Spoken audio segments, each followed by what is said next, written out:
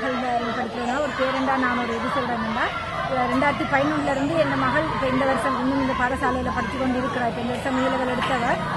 இந்த பாடசாலையின் கல்வி வளர்ச்சி, பாடசாலை வளர்ச்சி, நான் இந்த பள்ளிக்கூடத்துக்கு மாணவி அவள் வந்ததுக்கு பிறகு நாங்கள் அறிஞ்சு கொண்ட விஷயத்தில் இருந்து இந்த பிரின்சிபல் வந்த பிறகு இந்த பாடசாலை எவ்வளோ முன்னேற்றத்தை கண்டிருக்குங்கிற சமூகத்தினுடைய அபிப்பிராயங்கள் நிறைய இருக்குது. நாங்கள் வெளியில் இந்த மாணவி படிக்கிற போது கட்டாயமாக ஒரு பேரன் இந்த பள்ளிக்கூடத்தை பற்றி தேடி பார்ப்பினோம்.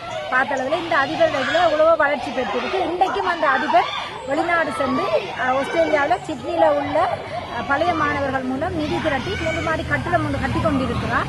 அது பிரின்சிபலுடைய தனிப்பட்ட முயற்சியில தான் அது இன்றைக்கு நடந்து கொண்டிருக்குது. முதல்ல கேட்டவங்க என்னன்னா அந்த பிரின்சிபல் அந்த கட்டிடம் கட்டி முடியும் வரைக்கும் ஒரு 2 இயர்ஸுக்கு அவருக்கு எக்ஸ்டெண்ட் பண்ணி கொடுக்க சொல்லி கேட்டவைகள் முதல்ல தாரண்டு இருந்தது போல இருக்கு. கடைசி நேரத்தில் நாங்கள் குடுபடையில் இப்போ திருப்பி கேட்டவைகள் 1 இயருக்காக தர சொல்லி. ஆனால் இன்றைக்கு நாங்கள் வந்து இந்த நிர்வாகத்தில் நாங்கள் தலையிட்டு இதை குடும்பம் கொடுக்காதீங்கன்னு நான் சொல்ல வரே இல்லை. ஆனால் பிரின்சிபல் இன்னொரு வருஷம் இருந்து அந்த கட்டிடத்தை கட்டி முடிக்கும் வரைக்கும் அவருக்கு சந்தர்ப்பத்தை கொடுத்தால் உண்மையிலேயே பேரண்டாக எல்லா பேரண்ட்ஸும் நாங்கள் அதை வரவேற்றோம். நல்ல ஒரு விஷயம். ஒரு பாடசாலைக்கு ஒரு கட்டிடம் எழும்புது திறக்கப்படுது, மாணவர்களுக்கு வசதி, கட்டிடங்கள் பெருகத்தான் பள்ளிக்கூடத்தில் வளர்ச்சியும் இருக்கு.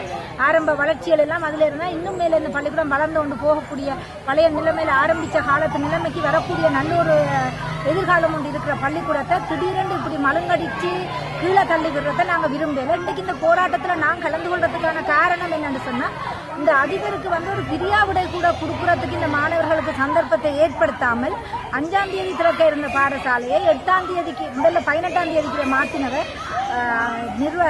கல்வி கந்த அலுவலகத்தின் பணிப்புரைக்கிறாங்க தான் திரும்ப இப்போ 8ஆம் தேதி ஆக்கியிருக்கேன். இப்போ பிரின்சிபல் 7ஆம் தேதியோட பள்ளிக்கூடத்தை வெளியேறணுங்கிற நிர்வாகத்தினுடைய சோகமான முடிவு.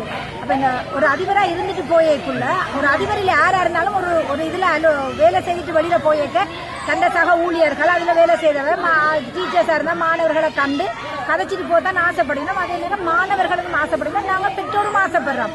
பிரின்சிபலுக்கு ஒரு ஒழுங்கான ஒரு பிரியாவிட வச்சு அப்போ சந்தோஷமாக அவள் மரியாதையாக கௌரவமாக இங்கிருந்து அனுப்பணும்னு ஆசைப்படுறோம்.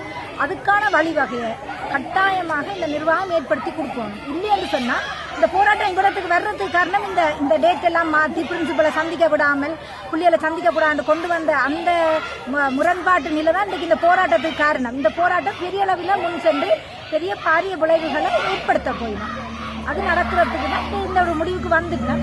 ஆனால் இனி ரோட்ல இறங்கிட்டோம், பிள்ளைகள் இறங்கிட்டோம், பேரண்ட்ஸ் இறங்கிட்டோம். இது பெருசாக வலுப்பெற்று போகணும். இதுல இருந்து கட்டுப்படுத்துறது கடினமாக இருக்குமென்னு நான் நினைக்கிறேன்.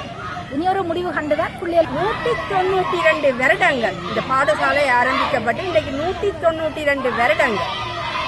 இந்த 192 வருடங்களிலே 8 அதிபர்கள் தான் இந்த பாடசாலைக்கு அதிபராக இருந்திருக்கிறார்கள். 8 பெண் அதிபர்களை கொண்ட பாடசாலை இது. ஒவ்வொரு பெண் அதிபரும் குறைந்தது 70 வயது வரை இந்த பாடசாலையிலே சேவையாக்கி இருக்கிறார்கள். அப்படி சேவையாக்கித்தான் இன்றைக்கு இந்த பாடசாலை இந்த உன்னத நிலைக்கு வந்திருக்கு. இங்க அதிபராக இருக்கிறதுக்கு ஏஜ் லிமிட் இல்லை.